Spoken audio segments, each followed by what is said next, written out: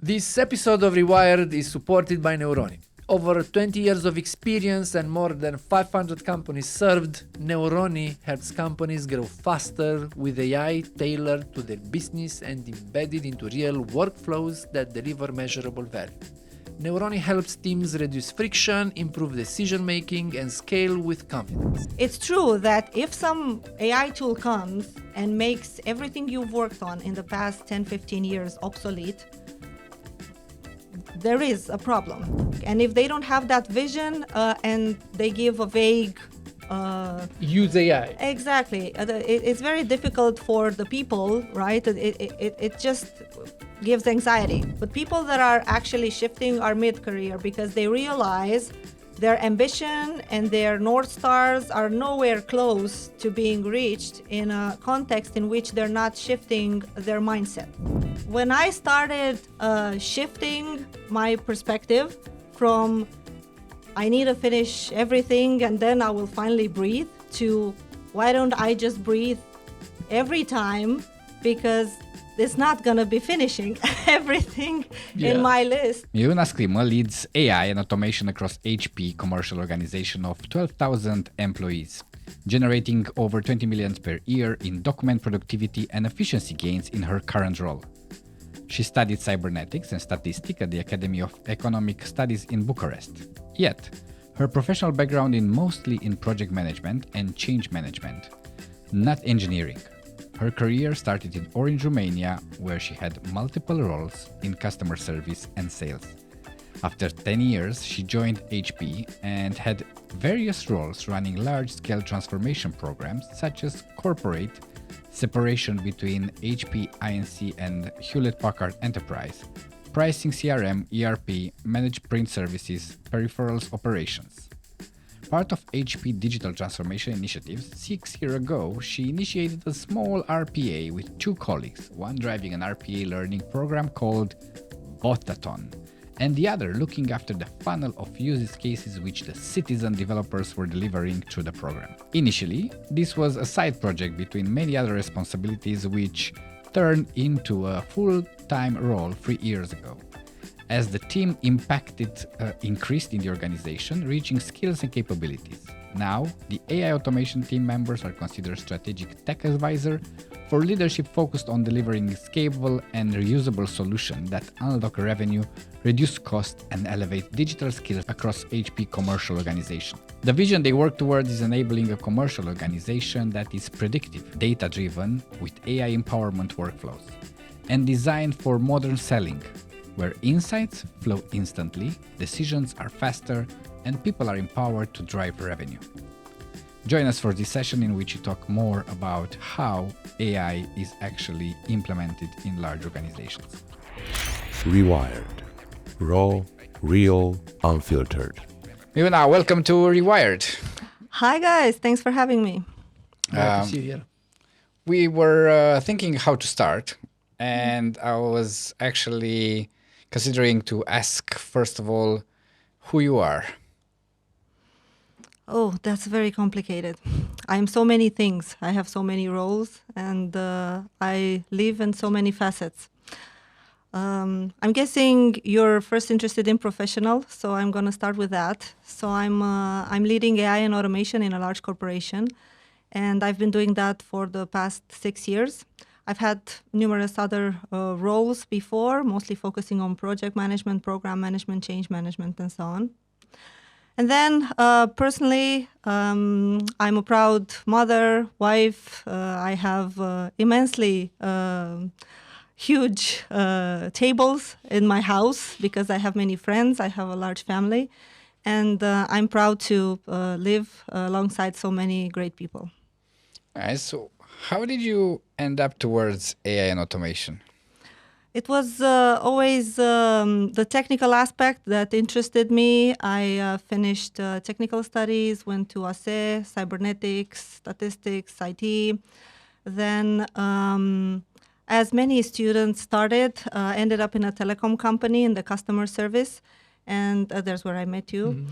And then I started a series of roles that were more focusing on customer support, then sales, and then projects. And then I felt I needed a bigger umbrella. I felt I needed a bigger scope. My projects were mostly focusing on Romania market. So there's where I took a leap of faith and went to HP Inc. Right when there was the separation between Inc. and Enterprise. And I went there for a technical project. I was supposed to split more than 100 assets between Inc. and Enterprise. So some of them we were duplicating, some of them we were sunsetting.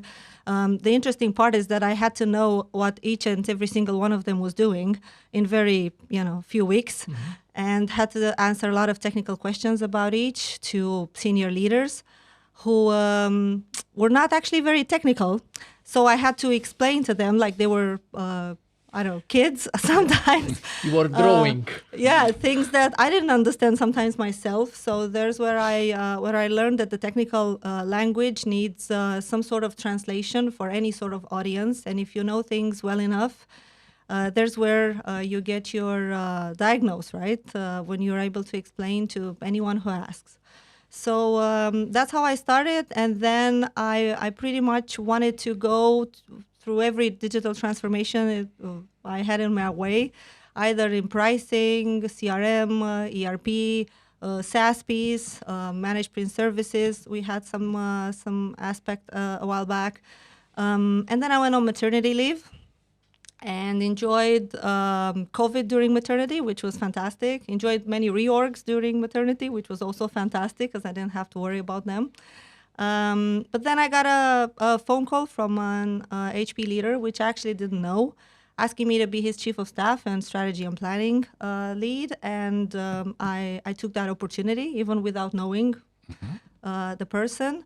And it ended up to be really a fantastic decision for myself and for my growth. This is where I started in AI and automation. I had many other hats. I had to do many other things in my role. But one of them was to pilot an RPA program. So I started with 2 people, a person... So it was at the beginning of the RPAs. Yeah, So this was 6-7 years ago. Okay, so nobody knew almost anything about RPAs and you were discovering together with them. Well, we started on a contractual agreement with UiPath back then, and there's where they came with all this citizen developer concept, and we started building a learning program called Botathon, in which we were teaching people that had nothing to do with the technical part to utilize the platform and to build bots themselves. And this was an experience taking few months with coaches, mentors, in teams, with an assignment. And in the end, there was hands-on practice. There was also training, formal training. And there was also a contest and the presentation to executive leaders and graduation. And maybe now this is happening everywhere, but back then it was something completely new. And it was driven by one person in my team, and then a few folks in IT, and then UiPath directly. We had that support from them directly, and then this grew because we started gathering use cases. So I had then a person doing this learning program, and then a person handling the funnel. Most organizations that I'm seeing that are deploying RPA, they are generally choosing to use a selected group of people to do the development. While on your end, you decided to go towards citizen development direction. How successful and what are the advantages and disadvantages between the two methods of deploying within an organization? Well, it's very successful, I can say, because we started with citizens, and I gradually scaled the team and hired many of the graduates from this program into my team. They were somehow, interviewing and job rotating during the period of time where they were joining the learning program. They were also proving themselves to the core team that started growing a little bit. We also hired from the outside, let's say from external hiring, graduates, interns, right? So trying to be creative about who we can add in the ecosystem, which was also very good because they were at the beginning of their careers, but of course knew the basics of RPA and could deliver things very quickly. So now, fast forward 7 years, we're a team of 40 and multidisciplinary. Everybody knows RPA, of course, basic, SQL, macros, anything, the legacy tools. But they also know at least how to create agents and how to use Gen AI. And we have this multidisciplinary aspect around our way of working, skill set, and capabilities. So I would have to say this turned into a full-time job for me, finally, 3 years ago. And then for many people who went through our learning programs, turned into also a full-time job. So if we are looking into an organization, and we are looking how people are using Excel, let's say, generally in this moment, everybody is a citizen developer in using Excel because everybody is doing its own job with it. While for developing small apps or automations, they are relying on an internal or an external department who they are providing a spec to. This is a spectrum, the range between the two. Where do you see the things being right now in this spectrum? Like developing yourself or going towards an external party or internal third party versus where they will be in the immediate future in next 2 years? Well, let's maybe start a bit backwards. Yeah, because I've experienced all sorts of types of org structures related to AI and automation. From a COE level, so one function across the company dictating how things are operating, holding the license, the infrastructure, the vendor relationship, right? Other version was IT-led, right? So group in IT that was delivering... based on request or based on briefs? Exactly, based on request, building a roadmap, prioritizing, etc. And of course, serving different functions, not just one, right? And then I ended up growing a function-led team, which now, according to different exec level researches on reputable companies, it seems like this is the winning one right now. And I can attest to that, at least in our situation, because we are closest to the function. This is something that you can take out, right?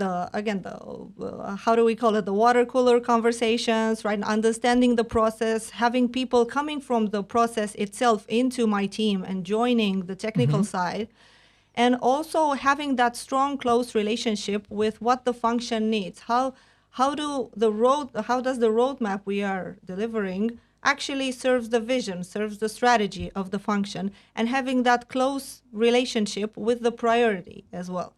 So when they are joining your team, they are, at that moment, they are part of the team and ex-members of the function team, or they are team member in both, in fact? No.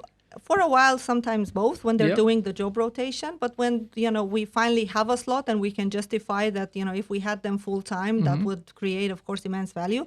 Then we get them on our side as full time employees. You have a reserve bank all the time, like in football, and actually people are trading there, and then you can pick the best of the best. So I think it's a very good talent strategy. Yeah, and it generates also the intersection between the domain knowledge and technical exposure in order to generate the best outcome.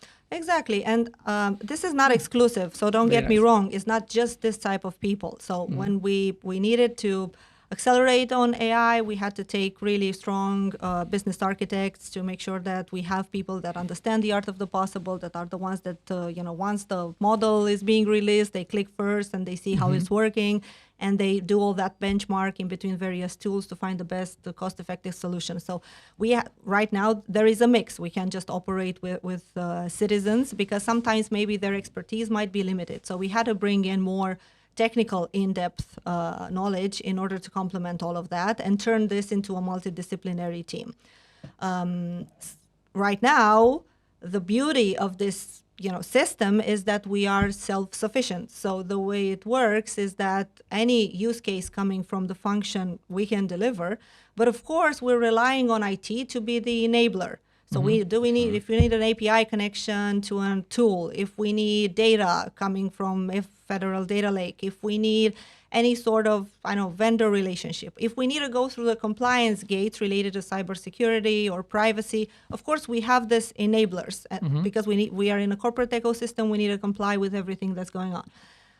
Still, up to 90%, we can deliver that solution very much on our own. And this is why this type of model, right, this third type of model, so not the COE, not the IT-led, but the function-led, I believe it's really the winning one, because there's where you can see the value. Right? Each year, we grew exponentially in terms of the outcome.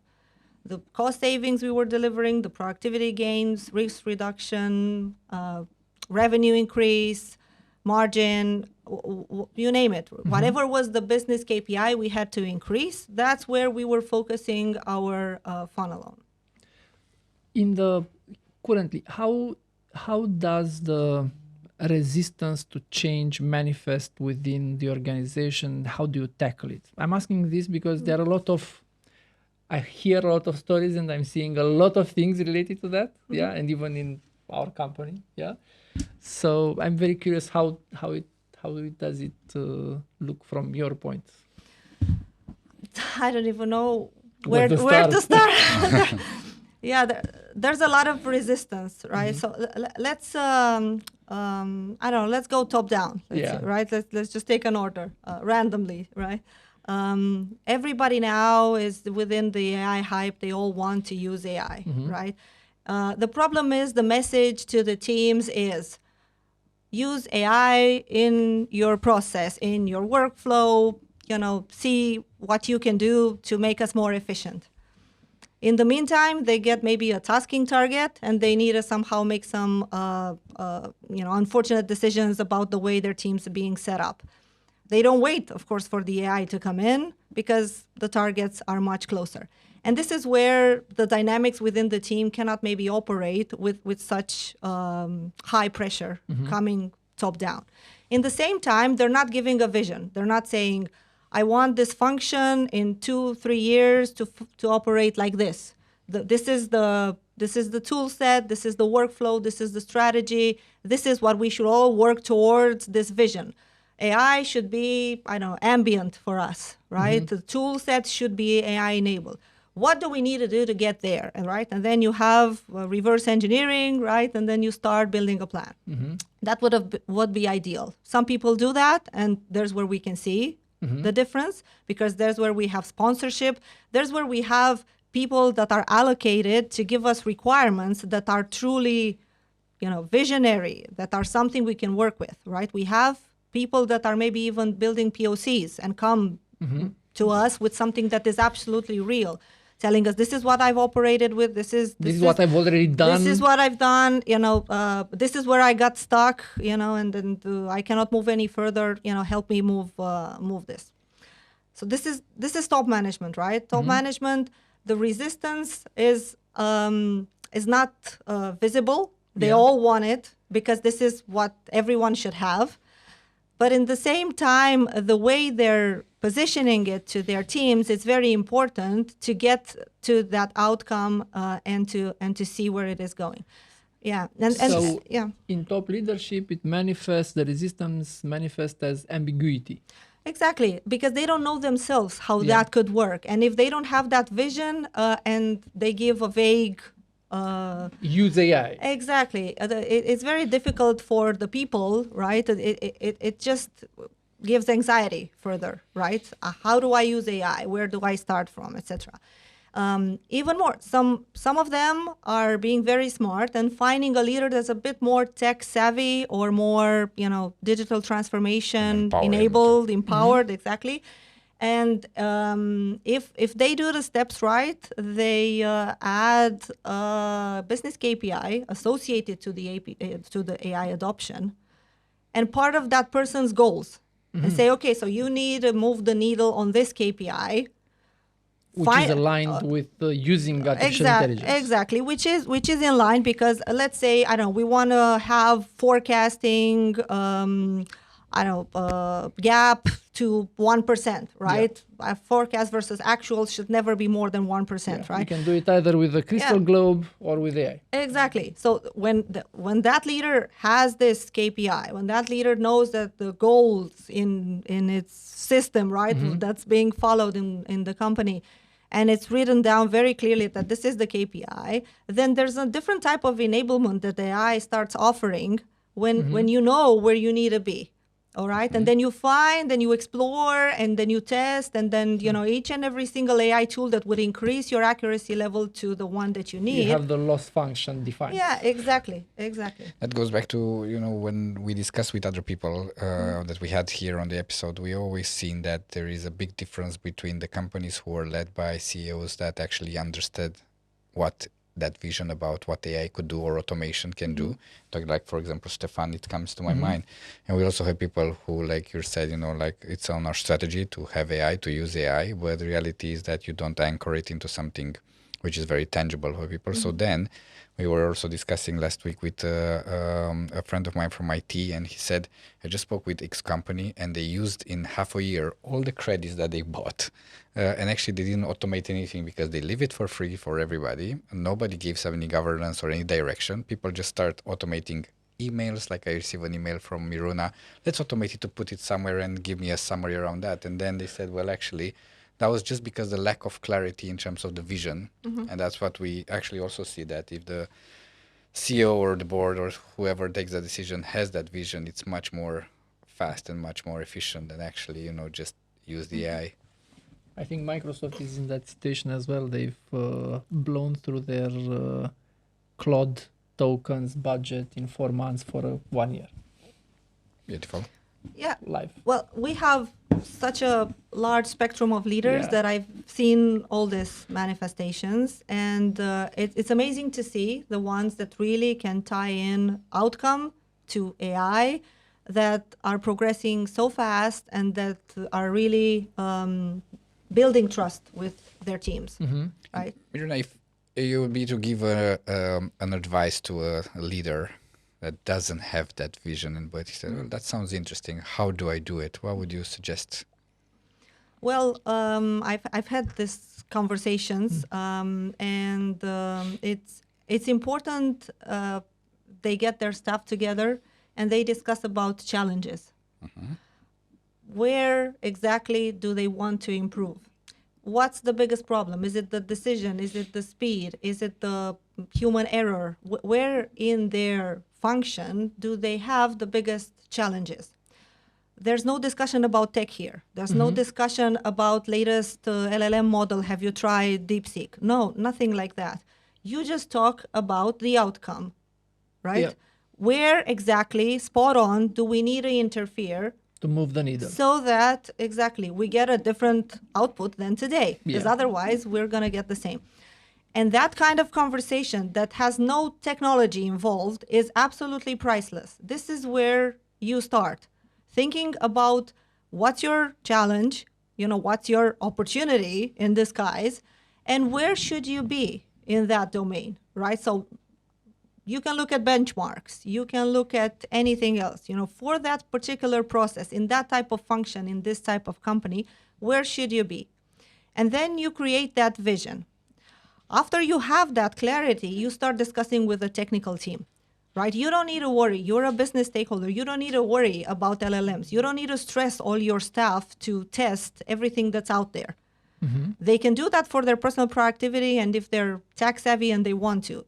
Of course, this opens up a whole spectrum of opportunities. But then if you start from that, you start shoving in some functionality that you might not need into an outcome that is completely different. So that's why my advice at all times is just talk about your problems. Just surface everything you need to fix in order for your process, your function to have AI embedded. Then a technical team can come and do an assessment. We call that discovery. What's your data ecosystem looking like? How mature is that? Do you have the data? Do you have the governance? Do you have the definitions? How hard it is to get it, etc. Right? what's your workflow looking like, right? What's your process? Where do you have the biggest issues? Do you have numbers associated to your workflow? Where are the complexity points in it? So that you can start identifying where you can start from. Because if you don't have the data, then you'll need few months to figure out how to get the data. If you don't have the process you need and you need to shift that, you'll need some design thinking workshops. You'll need to have some creative thinking around how a process should look like for the future. That problem. Exactly. And then as you have these things aligned, then you can start discussing about how the solution would look like in the future and how that embedded into your workflow can boost capability, can improve decision making, can bring you the insights you need for any decisions or anything like that. But, Okay. So yeah. we talked about leaders, and Yeah. we had the first layer. What was the second layer in your mind? Well, second layer is mid-management, which I believe is the most complex layer when it comes to change management. Because, again, some of them that are more tech-savvy understand the urgency and understand the fact that the pyramid is not going to be so high, right? It's a pyramid of capabilities that's coming. It's not a hierarchy anymore. And you as middle manager need to prove your capability and your value add in the AI era. You no longer need to supervise people. You need to bring that added value to the outcome, to the vision that your top management is having. Exactly. So this is where it gets tricky because they need to help you build the AI. So let's say I'm coming into the ecosystem and the leader says, of course, I'm not going to work with them directly. You work with that person, all right?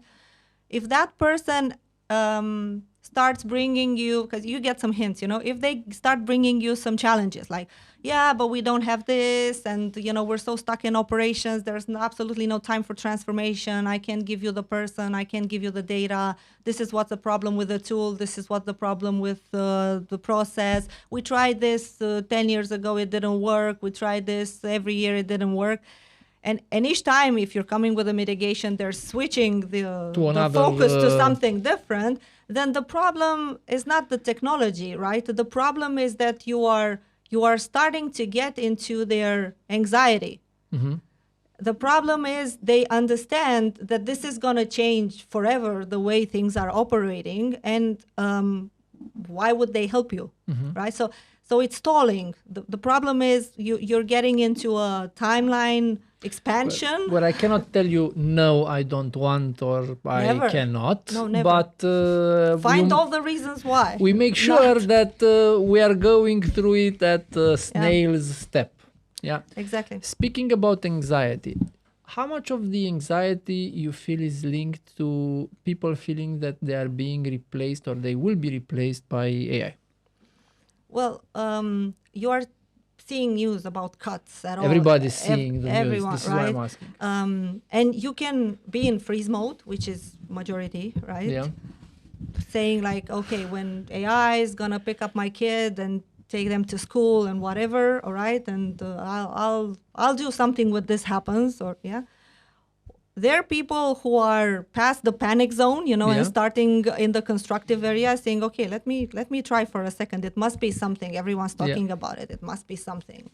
All right. And there are very few that are starting to understand that if they are the leaders, even in their mid-management role, that are visionaries and they're helping and they're going on the wave at the first call, they're going to be the ones staying in the company. And they're going to be the ones really understanding and being part of the new operating system that is going to be shaped up. Because the way the structure in the company is shaped right now is not going to be the same in few years. But the leader that has been in the forefront of change, a supporter and an avid sponsor of AI, I'm sure will have a seat somewhere. At the table. Exactly. So that's the middle managers. Yes, that's the middle managers. What's next online? Next, people in the teams. Again, anxiety around announcements, news, people leaving the companies in the IT space. Of course, that creates some sort of fear of being obsolete, right? There's a term called FOBO now, right? Yeah. And as they're looking into that, of course, they're the same fight or flight situation or freeze. Majority Are in freeze mode still right in now. freeze mode. Yes, we've done a lot of steps to make sure we're reaching out to as many as listen at the moment to invite them to take a foresight look at their career. It's true that if some AI tool comes and makes everything you've worked on in the past 10, 15 years obsolete, there is a problem, Yeah. right? That you can already sense, you can already foresee. You can only see in a lot of jobs. Exactly, but you need to start envisioning where will your role be sitting in an org chart in few years, and would it be the same? And we have several ways in which we're targeting people. So I'll give you some examples so that it's very pragmatic. You know this role that's called subject matter expert, right? SME. Yeah. Like every company needs to have an SME that's an expert on a process or a set of tools or an area in which, of course, that person, was supposed to Rocks. be the god. Yeah. Yes. And everybody was discontinuing a call if that person wasn't there, or not going further with anything unless they had that approval, right? So that was a status. Yeah. And now they need to be software product owners. Now they need somehow to be able to envision AI in that process. They need to be able to understand how AI would influence that process, come with visions and requirements and user stories to a technical team, be able to understand how a technical team operates so that those user stories are Make clear and make sense, and then be able to really drive and shift forward the vision of that process to where it needs to be. And sometimes it might be that, I don't know, there will be fewer people and there will be, different choices, and there will be, synergies with other areas, but just understanding the context and being a product owner, a software product owner. This is a big shift. So a subject matter expert will need today to retain his status to have also the competence of a software product owner and the knowledge, the high-level knowledge of an AI user. At least high level. At least high level. High level, yes, at least high level. So that means that a lot of subject matter experts will need to go through a thorough, let's say, learning process. Of course, you can fix a problem if you realize you have one. Yeah. Right, but it's the awakening first. Right? Will I be Yeah, I think able to that's- operate the same in few years? How would I mean, they tell me to add AI in my process. I have no idea how to do that. That's one. And secondly, when you say, and giving you my perspective from the team, I go to guys and say, hey guys, there are companies who are using in this particular area AI, and they look at me and said, should I'm still, for labor inspection, I need to do files and papers, like what are you talking? Booklets. I mean, you can Yeah. see how they look Booklets, at, yeah, you exactly. can see how they look at me and like, what What? are you talking about? Like, it's going to be here also for a long time. And it's like, yeah, well, I don't think that would be the case. So how would you like to, take a look of if we can use, I don't know, in that particular process, use AI. Yeah, we tried it. Well, it's not working. Yeah. So we're still going to go Exactly, to that. And I and think that's the resistance we that tried we have. it. Means I've ran few prompts. It didn't. I didn't give Yeah. context. I didn't give the what, the why, the output that I need. That's- I didn't do the whole prompting thing, but I did something. It gave me an output I didn't like. So then I cannot work with this. Right? This Or would be the- the conclusion. Or the other one will be, I used once something Yeah. and it was Didn't work. crap, but it doesn't matter that was 3 weeks ago, that was 2 years ago, it doesn't matter. And use it. That's how I think You already people are like- parked it.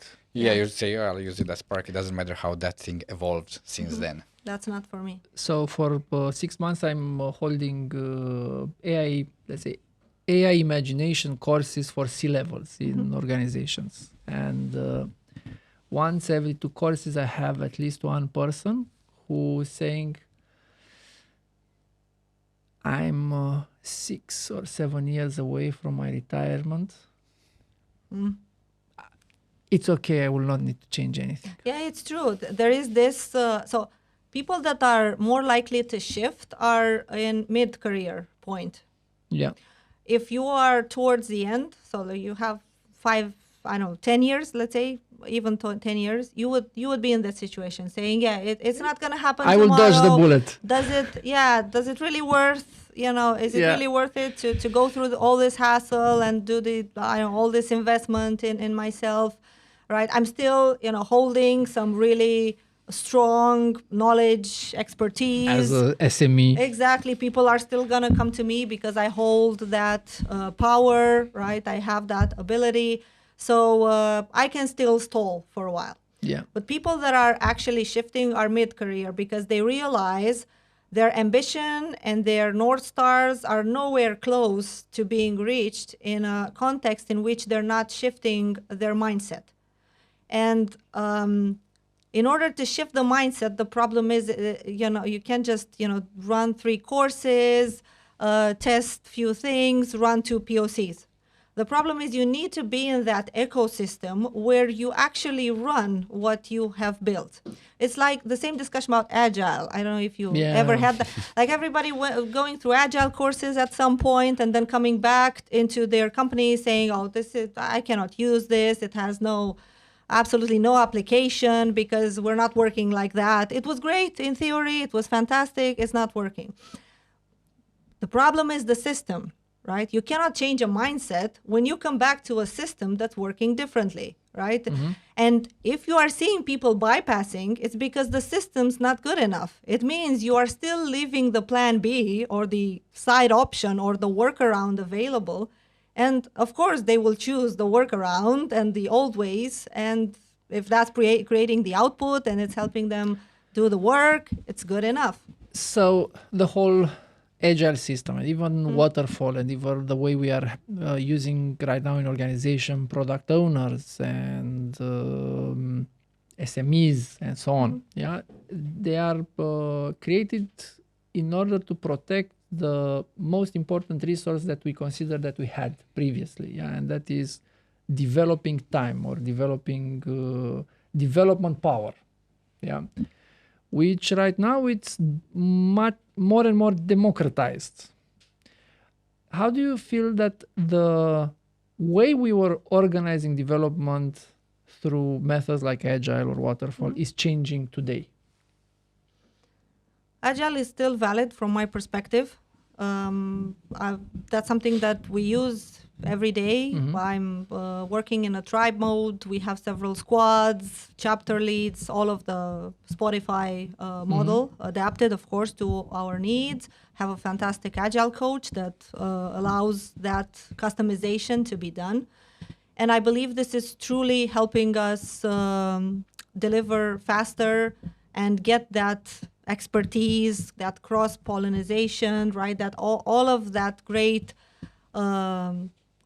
fantastic energy that's happening in a multidisciplinary team is really happening right now. And truly the squads are self-running teams and autonomous, and we've reached a great maturity level there. So I don't think Agile is obsolete. I think the problem was the shift never happened from an organizational perspective, right? And in many companies, in many instances, even though again, bypassing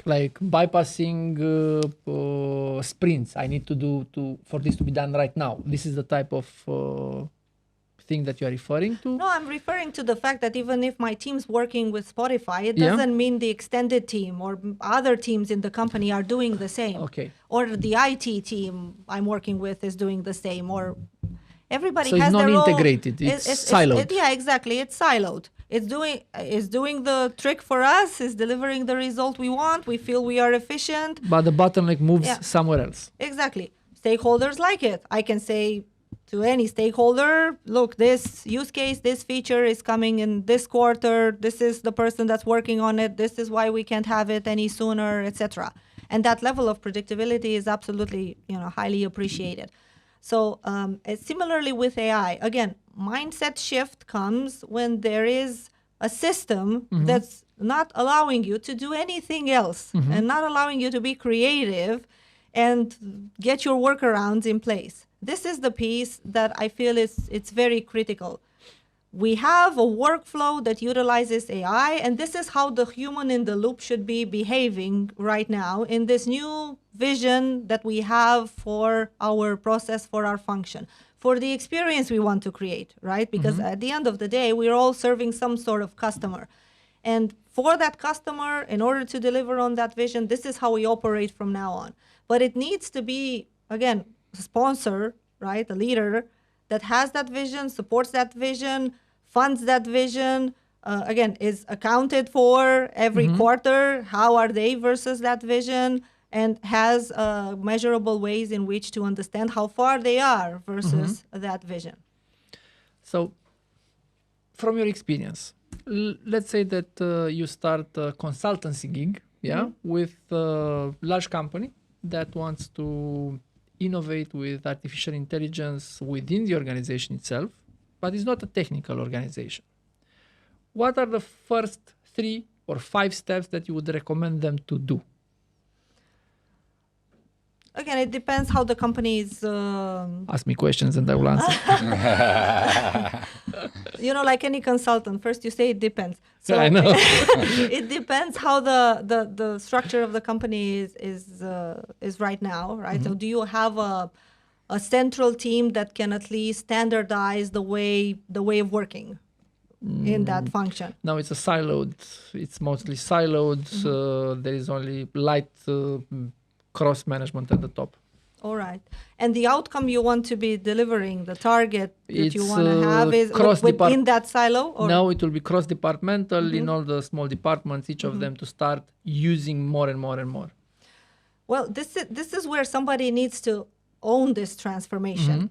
This is a syndrome that's called too many cooks in the kitchen in the corporate world, right? So the moment where you have the IT leader, the transformation leader, the business leader, the person who's paying if it's somebody else, all being at the table saying, this is how it should be. This is how it should operate. Like a committee. Like a committee that are not agreeing often. This is where it gets complex. So if the scope is broader, it needs to be a function that's overseeing this transformation that's above all of these, or that has the power and is so granted the power to decide how the future should look like.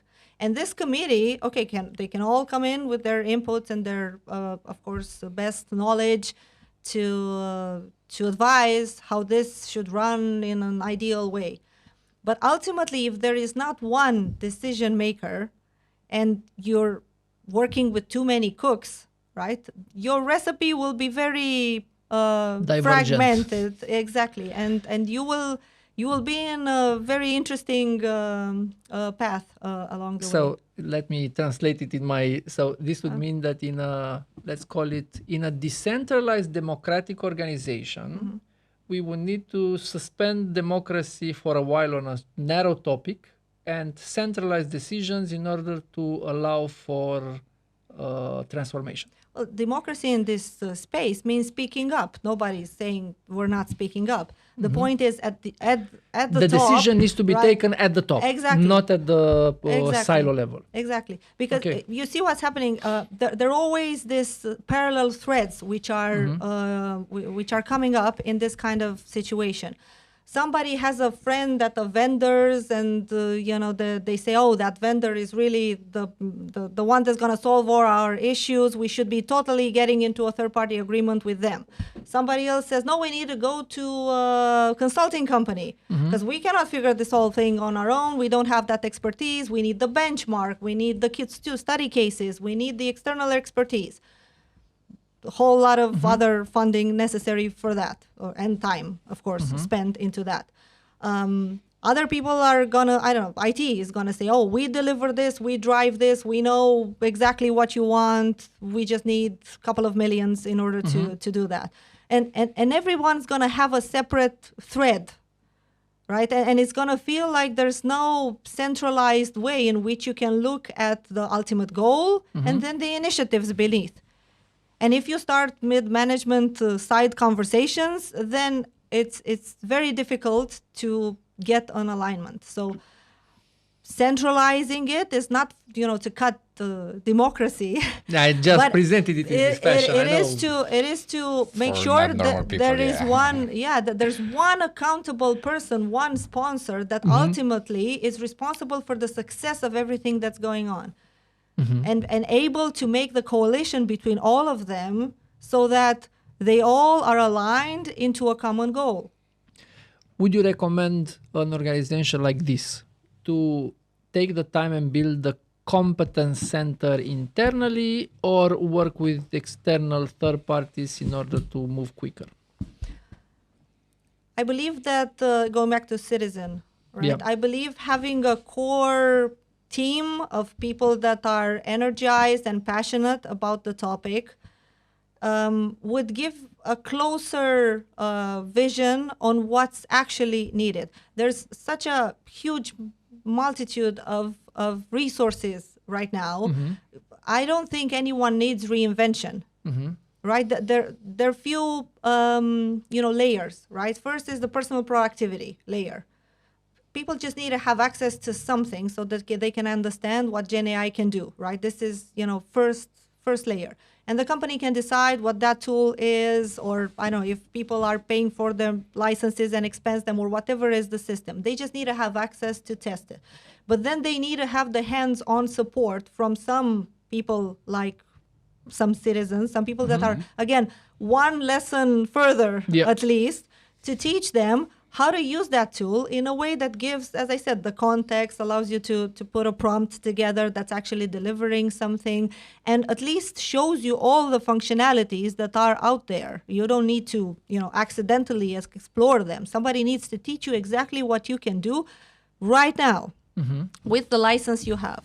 Second layer would be agentic, right? So you go a bit further than your personal productivity and you build something that's more aggregated. You build a project, you build, some sort of more advanced feature that is totally relying on your input and what you need and how it will help you and boost whatever you need to do. That's the second layer. Then it's the team productivity. Right, so this is where it gets a bit complex, right? Because for team productivity, there's where it needs to intersect with the vision. Because I can have the best idea in the world that I feel in my little team and cluster makes all the sense in the world. But if that's not in agreement with what my leadership is envisioning, I'm going to build something, it's going to be fine for 3 months, or I'm going to just spend lots of nights, hassling about how that's going to work. And it's going to be obsolete, so it's not making sense. This is why, for instance, in our situation, after exploring organic idea capturing for many years, we've went through a decision-making process. So we're not touching any use case unless it's signed off by an executive that's owning the P&L for that function.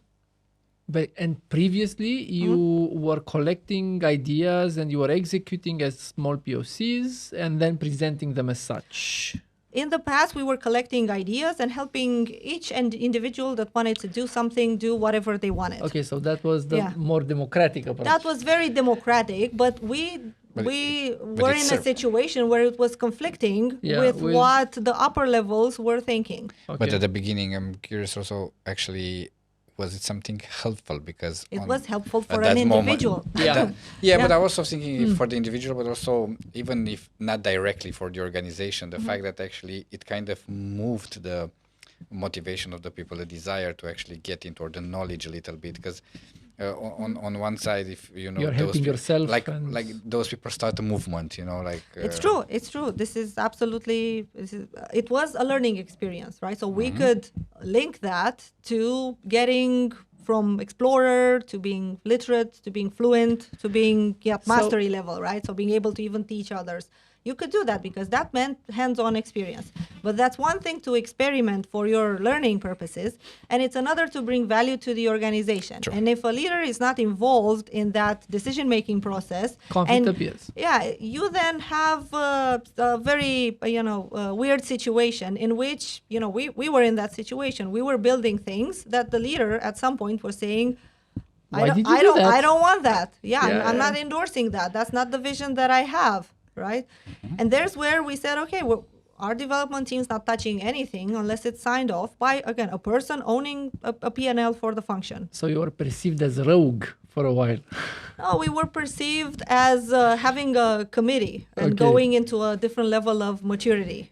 I'm curious, was it a decision that was taken at a specific moment, like a very clear moment Yeah. to switch the two Yeah. types? Can you Yeah. share how? When we got our initial funding, there was a point in which we got some huge funding invested into the team, and there's where we started scaling. But there's where, of course, we needed to comply with reporting out all of the use Okay. cases with all of the benefits, and having also a sort of mechanism that was attesting that the value we were offering is actually valuable. So practically the organization migrated from a POC to an MVP. It was interesting to see how every year we were exponentially growing the value. Nice. But then we had to make sure that the value was actually relevant. And this Okay. is where switching to this kind of process made us very much aligned with the vision that we were supporting. Just hearing you guys talking, and I go back a little to the example that you also gave on the idea that Microsoft finished their cloud credits very fast. Do you believe that the budget for having credits in the organizations and the fact that if they are not connected with a strong vision, so they drive side productivity, do you think that would be a potential stopper for AI in the future, like a development, because it will be expensive? Very interesting question. It's very, it goes to the too many cooks conversation. Because any leader that has some funding, that is a P&L owner, might decide that, starting tomorrow, I want to operate with this third party and I want to build this kind of solution, and this is how I want to spend my money. And I want to give people this licenses and this many tokens, etc. And in a small startup, small business, this would definitely be, how Functional. it would work, Yeah. right? When you're in the corporate world, there needs to be some corporate-wide Guardrails. governance across these things, because then you have, let's take voice AI, right? There's so many voice AI options and providers. And then you have different leaders, right, experimenting in their teams, different options. So then as a company, you can, of course, open the door to 10 third-party vendors that one of them is more adapted for Greater Asia, one of them is more adapted for customer support, one of them, is more adapted for whatever other scenario. Or you can say, guys, let's just bring everything together and we decide as a company which one is the go-to vendor for this kind of topic. And then it all flows in a different way. It all has a governance. It has support. You have power against, of course, that relationship with the vendor, because you have more business coming their way, and it's different negotiation piece.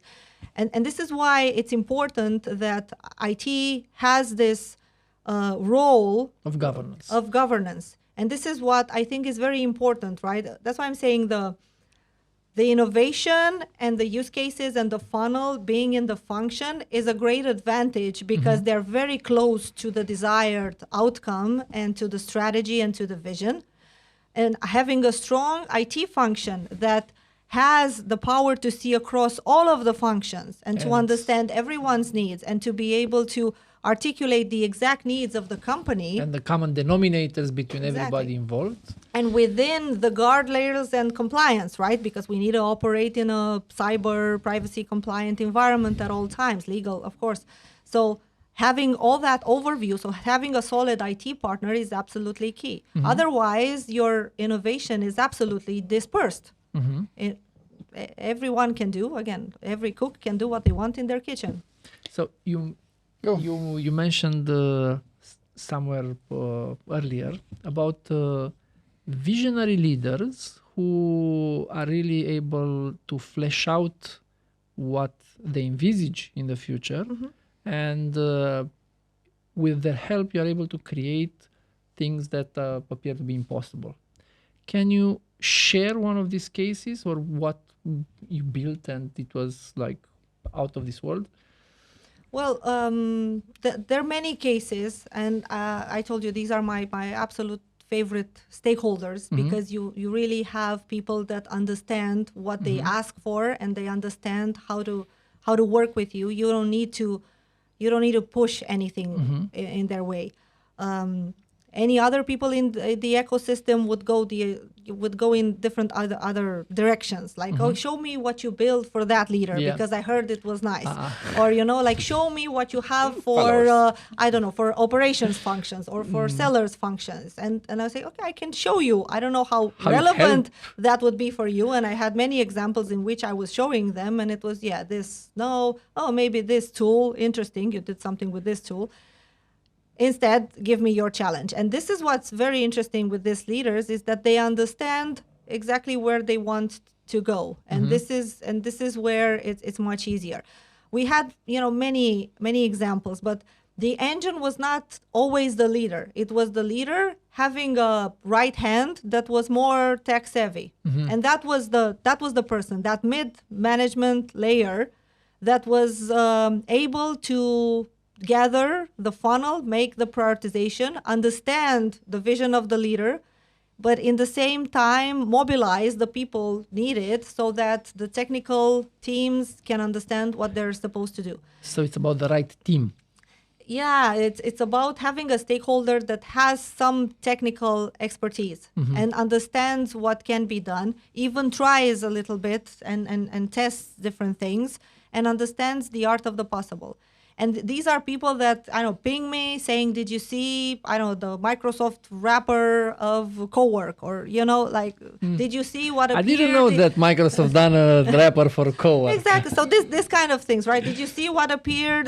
We have Notebook now in Copilot, Okay, fantastic. So these kind of people that you see are always exploring and are able to do things because they're just so very passionate, and they're seeking, again, for outside external resources that are out there.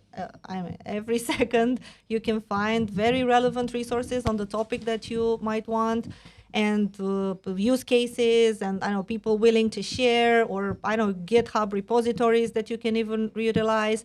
But you just need to have the person that would be willing to explore these things. Yeah.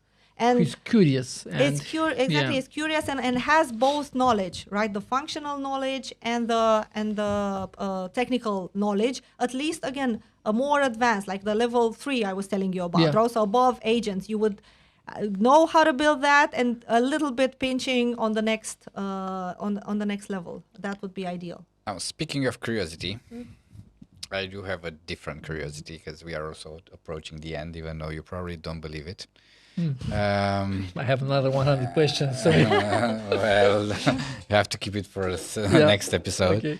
I'm curious, Miruna, because I know that outside of the fact that you are a leader into AI automation technology, you're also quite passionate about writing about joy and intentional living. Now, for someone who actually listens to the conversation so far, you would say, what? Tell us a little more about what's feeding that desire to write about those two elements.